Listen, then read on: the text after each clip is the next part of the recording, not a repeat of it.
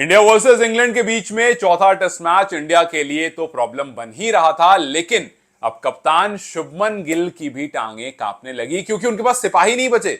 वो कहते हैं ना कि भैया राजा जंग जीतेगा कैसे जब उसके पास सिपाही नहीं होंगे। इस टाइम पर एक एक करके जो पिछले टेस्ट मैच के प्लेयर थे वो रूल आउट होते जा रहे हैं। आप इंजर्ड तो छोड़िए, रूल आउट होते जा रहे हैं और शुभमन गिल के लिए मुसीबत ये आ गई कि यार कैसी 11 तैयार करें। मतलब देखो, शुभमन गिल जिनको ओडीआई का कप्तान बताया जा रहा था, हाल फिलहाल में जब इंडिया सेकंड टेस्ट मैच जीता था उसके बाद हर तरफ से खबरें आनी शुरू हो गई थी कि शुभमन कप्तान रहेंगे ओडीआई के। इंडिया जब भी अगला ओडीआई खेलेगा, और इसमें कोई दो राय नहीं है कि अब आप रोहित शर्मा को लीड करता हुआ नहीं देखोगे।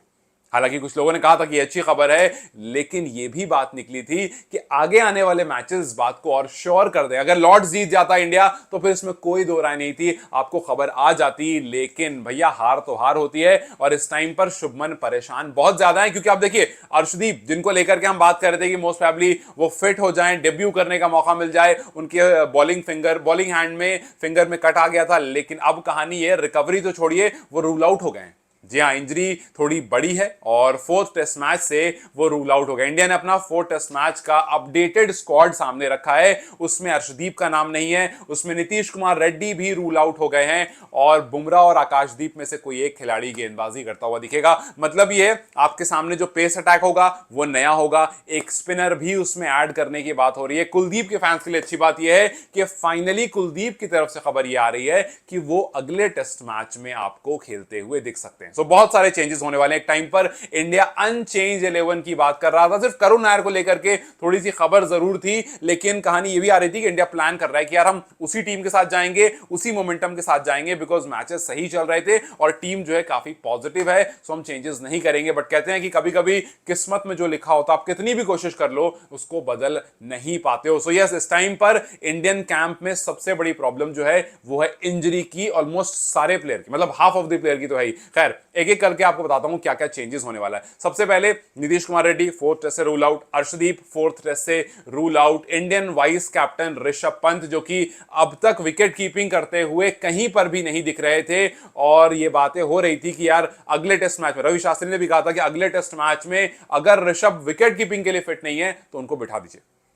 अच्छी बात यह, आज ही ऋषभ पंत ने सुबह सुबह विकेट कीपिंग ग्लव्स पहना और मैदान में उतरे। सो पहली बार लॉर्ड्स टेस्ट मैच के बाद उनके हाथ में विकेट कीपिंग ग्लव्स दिखा। इनफैक्ट लॉर्ड्स टेस्ट मैच में भी नहीं दिखा था। सो अब ऐसा लग रहा है कि अच्छी खबर आ सकती है अगर आज का पूरा दिन उनका अच्छा गया प्रैक्टिस में। तो अगर कहीं पर भी थोड़ा भी 19-20 हुआ तो ऋषभ पंत का भी आप ये समझ लीजिए कि वो भी रेस्ट में चले जाएंगे, क्योंकि ये बात साफ है ऋषभ पंत सिर्फ एज अ बैटर नहीं खेलेंगे, वहां पर फिर आपको एक विकेट कीपर डालना पड़ेगा, और वो मोस्ट प्रोबेबली आपको केएल राहुल दिखेंगे। सो केएल राहुल विकेट कीपिंग करते हुए दिख सकते हैं अगर ऋषभ पंत की फिंगर कंप्लीटली फाइन नहीं हुई तो। यस, ध्रुव जुरेल एक ऑप्शन जरूर है, लेकिन पिछले मैच में ध्रुव जुरेल के हाथ से जो 36-22 में रन गए हैं और इंडिया उस मैच को 22 रन से हारा है, वहां पर यह कहानी है कि ध्रुव जुरेल को अगर खिला भी लिया जाएगा तो उनको एज अ विकेट कीपर नहीं खिलाया जाएगा। विकेट कीपिंग करेंगे केएल राहुल, और ध्रुव जुरेल जो हैं वो एज अ प्रॉपर बैटर खेलेंगे करुण नायर की जगह पर। अब आप सोचो क्या कुछ हो रहा है। करुण नायर टीम में नहीं है, आकाशदीप जो खेल रहे थे वो नहीं है, फिर ऋषभ पंत को लेकर के बड़े सवाल हैं। अब इन सब के बीच में आप सोचो कि शुभमन गिल कितना परेशान हो रहे होंगे कि यार क्या करें, मतलब किसको खिलाएं, क्योंकि करुण नायर को लेकर के लास्ट मोमेंट में बात हो रही थी चलो ठीक है एक और मौका दे दिया जाएगा, लेकिन इतने सारे चेंजेस पर लग नहीं रहा, कहीं भी मौके का चांस है। आप एक और प्लेयर ऐड करोगे साई सुदर्शन, या हो सकता है आप सोचो कि चलो फाइनली अभिमन्यु ईश्वरन को मौका दे ही देते हैं। सो अब देखना ये इंटरेस्टिंग होगा कि जो ऐड होगा वो अभिमन्यु ईश्वरन आएगा फाइनली या फिर साई सुदर्शन आएगा, बिकॉज चेंजेस तो होने। और अगर आप ऑलराउंडर की बात करो नीचे आकर के, तो शार्दुल ठाकुर के भी कोई चांसेस नहीं है। सो बैटर में जो आपको चेंजेस दिखने वाले हैं वो आपको दिखने वाला है करुण नायर वहां पर मोस्ट प्रोबेबली नहीं होंगे। आपको ऊपर केएल राहुल जो है वो विकेट कीपिंग करते हुए दिखेंगे, मतलब एक और बैटर जो है प्रॉपर फुल फ्लेजेड बैटर जो है वो टीम में ऐड होगा। और ईश्वरन आएंगे या नहीं आएंगे इसका आपको इंतजार करना पड़ेगा। आप नीचे आओगे एक चेंज दिखेगा, कुलदीप मोस्ट प्रोबेबली टीम में आते हुए दिखेंगे। शार्दुल की तरफ टीम नहीं देख रही है, बिकॉज पहले टेस्ट मैच में उनकी परफॉर्मेंस कुछ खास नहीं रही थी। दोनों इनिंग मिला करके उन्होंने 5 रन किए थे और 2 विकेट ली थी, और इस बेसिस पर उनको टीम में रखने की फिलहाल बात नहीं हो रही। हाँ, अंशुल कंबोज एक पेसर जरूर है, हालांकि आते ऑलराउंडर की लिस्ट में है, सो उनको टीम में आने की बात है और मोस्ट प्रोबेबली वो आपको डेब्यू करते हुए दिखेंगे। वहीं अगर आप बात करो बुमराह और आकाशदीप की, सो दोनों में से कोई एक खिलाड़ी इस मैच को खेलेगा और दोनों में से कोई एक खिलाड़ी अगले मैच को खेलेगा। फिलहाल की यही कहानी है। बुमराह को लेकर के पहले बात हुई थी कोई 3 ही मैच खेलेंगे, सो बुमराह इस मैच में रहेंगे, आकाशदीप रेस्ट करेंगे। अगले मैच में आकाशदीप होंगे, बुमराह रेस्ट करेंगे। मतलब 5 के 5 मैच में आपको अलग बॉलिंग यूनिट पूरी दिखेगी। अब तक पिछले 3 मैचेस हमने चेंजेस देख लिए, अगले 2 मैच में भी आपको चेंजेस दिख जाएंगे। एक आदमी है जो कंसिस्टेंट है, वो है मोहम्मद सिराज।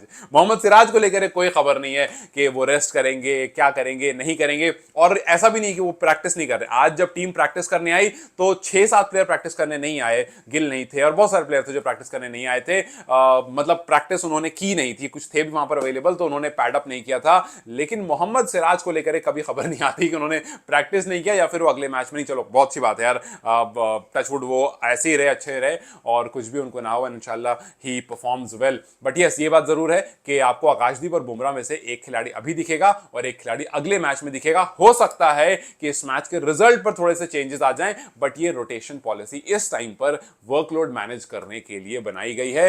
अब ये जो सारे आपको गुत्थी मैंने बताई, ये गुत्थियां सुलझेंगी नहीं सुलझेंगी, इसको लेकर के शुभमन गिल बड़े परेशान है, क्योंकि भाई ये कप्तान अपने ओडीआई की कप्तानी अपने हाथ से नहीं जाने देना चाहता है और इसको पता है कि अगर यहां पर मामला खराब हो गया तो जो ओडीआई कप्तानी अगले ही सीरीज में मिलने वाली थी वो थोड़ा डिले हो जाएगी। वो फिलहाल रहेगी रोहित शर्मा के ही कंधे पर और अगर ऐसा हुआ तो फिर आपको पता है थोड़ा डिले का नहीं, फिर वो लंबा ही डिले हो जाएगा। और अगर रोहित ने परफॉर्म कर दिया एज अ कैप्टन तो फिर शुभमन गिल को 2027 वर्ल्ड कप के बाद ही मिलेगी कप्तानी। खैर वो तो वक्त बताएगा क्या होगा क्या नहीं होगा, बट अभी सबकी निगाहें ये है कि भैया 11 कैसी बनाओगे, बिकॉज सारे एक लाइन से इंजर्ड और रूल आउट होते जा रहे हैं। खैर जो प्लेयर्स मैंने आपको बताया उस हिसाब से आप 11 कैसी बनाओगे, क्या करुण नायर को मौका दोगे नहीं दोगे, बिकॉज उनका डोमेस्टिक में भी वापस जाने की बातें आ रही है कि वो विदर्भ ज्वाइन कर लेंगे जाकर के। सो पता नहीं कितने प्लेयर मैच के एक दिन पहले पहले तक कंप्लीटली फिट एंड फाइन रहेंगे और किस तरह की प्लेइंग 11 बनने वाली है, बिकॉज बहुत सारे इफ्स एंड बट्स लगे हुए हैं। इतनी कंफ्यूजन अभी तक किसी टेस्ट मैच में नहीं आई थी।